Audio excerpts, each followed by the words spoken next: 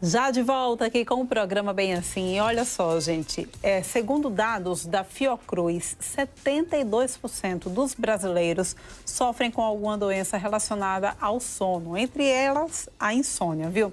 E olha, a privação do sono pode inclusive influenciar diretamente na tua saúde física e mental.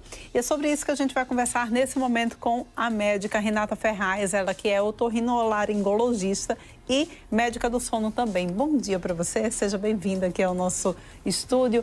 E olha só, quando a gente fala sobre o sono, a importância dele, a gente sabe que é muito importante mesmo, porque basta a gente passar uma noite sem dormir bem, que a gente passa, parece que o resto do dia todinho parecendo que tem uma dívida com a gente mesmo, né, com o nosso corpo. Realmente é isso? Uma noite de sono mal dormida influencia de fato na nossa vida de maneira geral? Com certeza. Bom dia aos espectadores. Obrigada pelo convite. É sempre um prazer estar aqui para falar de sono, né? A gente sabe, como você falou, que uma noite de sono perdida, a gente já sente no outro dia, como a cabeça fica mais lenta, o corpo fica estranho também, a gente não funciona bem. Então, imagina isso por vários dias ou todos os dias. Então, como é que a pessoa pode ficar bem, com saúde física e mental dessa forma? E tem pessoas que acabam tendo que se adaptar mesmo a dormir mal e assim, por não ter outra opção, por não enxergar uma forma de melhorar, acabam desenvolvendo doenças mesmo. Então, a gente precisa ter essa atenção, porque o sono ele é importante para diversas funções no nosso organismo. E ouvi dizer que tem uma relação muito direta, o sono, com a respiração e com a saúde mental. Me explica por quê. Então, quando a gente dorme, a gente de alguma forma deixa o corpo com as funções principais que a gente usa no dia de forma mais latente. Então, a gente respira de forma mais lenta, o nosso coração bate de forma mais lenta. Então, as funções que estão funcionando a todo vapor naquele momento é a função de restauração de tecidos, função de consolidação de memória, função de imunidade, ou seja, produção de hormônios. Então, coisas que durante o dia a gente está na ação, né? Então, o corpo está direcionado para aquilo. Quando é à noite, a gente está restabelecendo muitas questões e muitas coisas de funcionamento do organismo para no outro dia funcionar bem. Então, quando isso não ocorre, há diversos problemas. E a respiração, principalmente quando há algum problema respiratório, algum problema obstrutivo respiratório, como ronco, apneia do sono, por exemplo, isso pode tirar a qualidade do sono, não deixa a pessoa aprofundar bem. E, com certeza, sem dormir bem a longo prazo, a tendência é que a saúde mental também não fique tão bem assim. Pois é, viu, gente? E olha, é importante a gente mencionar que pessoas, inclusive, que têm problemas com ronco, problemas com a respiração, tem dificuldade com o sono da pessoa e com quem está dormindo lá também, né? É importante a gente salientar isso. Me conta, doutora, muita gente fala sobre essa questão da apneia do sono. A gente ouviu muito falar nisso, né? O que é a apneia do sono? Como que a gente consegue esse diagnóstico?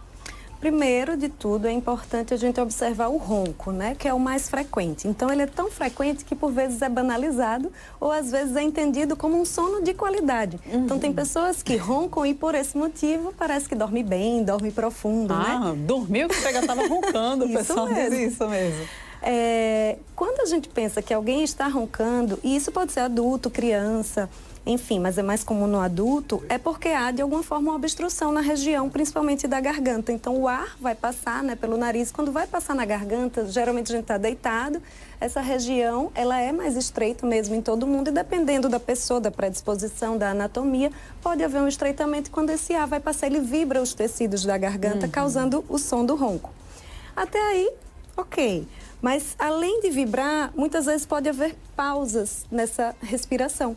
E quando isso ocorre, a gente chama de apneia ou hipopneia, que é a redução da respiração durante o sono, e por vezes pode ocorrer por pelo menos 10 segundos durante a noite, para a gente considerar algo que deve ser observado assim como diagnóstico, e a gente contabiliza quantas vezes isso ocorre durante a noite. Então, a gente percebe que o organismo precisa acordar a pessoa ou fazer microdespertares para ela voltar a respirar.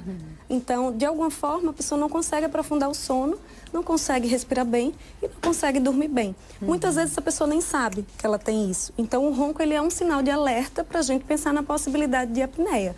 Nem todo ronco vem com apneia, mas a maioria das pessoas que roncam tem chance de ter apneia, e a gente precisa olhar e valorizar isso. Pois é, e é um problema importante, né? Precisa ser tratado. Com certeza, 1/3 pelo menos da população tem apneia do sono. A gente sabe que esse processo de trabalhar à noite, o corpo que era para estar descansando, reparando tecidos, consolidando memória, ele está ali trabalhando dobrado para fazer com que a pessoa respire. E aí o sono, ele está ocorrendo, mas ele não está ocorrendo com qualidade. Então começa que a pessoa passa a ter problemas de saúde e a tendência é aumento de riscos cardíacos, aumento de risco de infarto, arritmia, pressão alta, problemas neurológicos, AVC, problemas psiquiátricos, endocrinológicos, ganho de peso, diabetes, enfim. A lista é enorme, tudo por causa do sono. E aí tem aquelas pessoas que acabam sempre, que já entra na rotina daquela pessoa, olha, eu durmo tarde e acordo cedo, durmo tarde e acordo cedo. Ou seja, a quantidade de horas reparadoras aí de sono não está sendo suficiente. É muito normal a gente, inclusive nessa rotina da gente, nessa loucura dessa nossa rotina, é muito comum a gente ver pessoas dizendo isso. Eu sempre durmo tarde e acordo cedo. Isso é bom? Não, né? A gente está na era de que dormir é perda de tempo, né? E por vezes, nas nossas demandas e com as redes sociais, o celular, enfim, isso é ótimo, mas invadiu tanto a nossa vida que a gente não consegue também se desligar. E aí as nossas demandas só aumentaram e aí a gente não consegue se organizar para dormir o mínimo de horas necessárias, que é, em geral, para a maioria das pessoas adultas, entre 7 e 8 horas mesmo. Eu ia te perguntar isso. Existe mesmo uma quantidade mínima de horas de sono que a gente precisa por dia? Existe. A média é essa. Isso não significa que todas as pessoas precisam dessa quantidade. Tem pessoas que precisam de menos, tem pessoas que precisam até de mais. E aí, isso também muda muito com a idade. Crianças precisam de mais.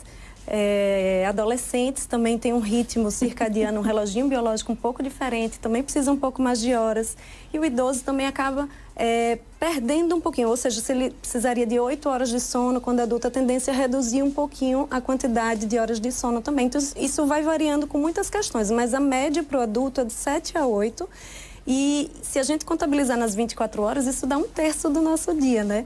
Então, por vezes, a gente não consegue se organizar para isso e isso eu vejo como um problema, na verdade, grave, porque a gente não tem como procurar doenças do sono, como apneia, como insônia, como distúrbios do sono e só querer tratar isso se a gente não olha para o mínimo, para o básico, que é quanto é o mínimo para mim de horas de sono que eu preciso. Então, se eu não estou dormindo o meu mínimo de horas de sono, como é que eu quero tratar os distúrbios do sono? Então, a gente precisa olhar para isso de uma forma muito completa, porque senão a gente acaba tratando a apneia, mas ainda assim eu estou privado de sono e esse débito lá na frente, ele acaba gerando juros e isso no nosso corpo é como gerar doença. Existe mesmo essa questão de, eu sou uma pessoa que tem hábitos noturnos. Existe isso mesmo? Ou a gente consegue regular o sono da gente? Como é que funciona? Existe uma predisposição, tem pessoas mais matutinas, sim, pessoas que tendem a acordar cedo, gostam de fazer as coisas de dia, a cabeça, o corpo funcionam melhor, tem mais energia durante o dia. E tem pessoas que são o inverso, tem mais energia no segundo horário, à noite, ficam mais animados, mais criativos, querem fazer tudo nesse período.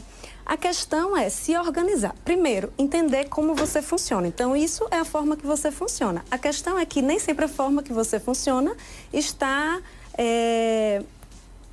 casada com a forma que você precisa funcionar na vida, sua demanda, seu trabalho, sua demanda social. Então, uma pessoa que ela é mais noturna e ela precisa acordar cedo de manhã, ela precisa ter uma disciplina redobrada, porque senão ela vai ficar privada de sono por muito tempo. Então, as pessoas que geralmente têm mais queixas de sono são essas que dormem muito tarde e aquelas também que precisam de mais quantidade de horas de sono, que muitas vezes, por exemplo, já é difícil dormir às 8. Imagina uma pessoa que precisa de 10. Para ela, 10 é a quantidade mínima ideal.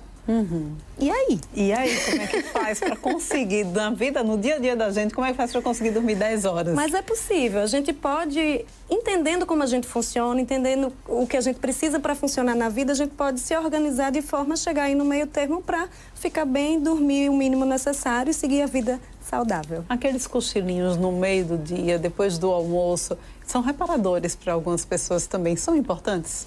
Eles são ótimos, 20, 30 minutos, 40. Eu chego até liberar até 1 hora no máximo. É um cochilo interessante pós-almoço mesmo. Mas se esse cochilo ele vai para final de tarde, início da noite, ou se ele passa de 1 hora, começa a comprometer um pouco a qualidade do sono da noite. E, dependendo da pessoa, a gente tem que observar muito esses cochilos involuntários. Tem pessoas que estão tão privadas de sono ou têm distúrbios do sono que elas cochilam sem controle. Então, no trabalho, dirigindo, enfim, em situações que inclusive pode gerar risco. Então, assim, tem que observar que isso também não é normal. Tem alguma coisa que a gente precisa trabalhar para isso não acontecer. Muito bem, então, gente. Olha, o que é importante é a gente mencionar, frisar que ter sono é reparador. Olha a lista que a Renata passou aqui pra gente, né? Da quantidade de doença que a gente pode desenvolver por não estar dormindo bem, realmente acende um alerta para essa nova sociedade que, de fato, acha que dormir é perder tempo, né? É isso mesmo. Eu acho que a gente precisa, na verdade, eu sei que é difícil, mas a gente precisa, na verdade, pensar na importância de manter o sono e não esquecer que, na verdade, dormir, ele, em vez de ser perda de tempo, você está ganhando saúde, você está, pelo contrário, ganhando tempo. Você vai ficar mais produtivo no outro dia, diminuir risco de doenças e, dessa forma, você vai ter mais tempo do que se você não priorizar isso, que é tão fundamental para o teu corpo, para a tua saúde. Pois é, doutora, muito obrigada pela tua participação aqui no nosso programa, tá bom? Olha, e aí, você que está nos assistindo, vá, né? Já deu, por isso que o programa Bem Assim começa às 10 horas da manhã, porque vai dar tempo de você dormir bastante até a hora do nosso programa. Espero que você esteja aí tomando aquela xícara de café, despertando de um sono reparador para poder estar aqui com a gente, viu? A gente vai agora para um rápido intervalo, volta daqui a pouquinho, porque no próximo bloco vai ter música aqui pra gente, com Gabriel na faixa, já já.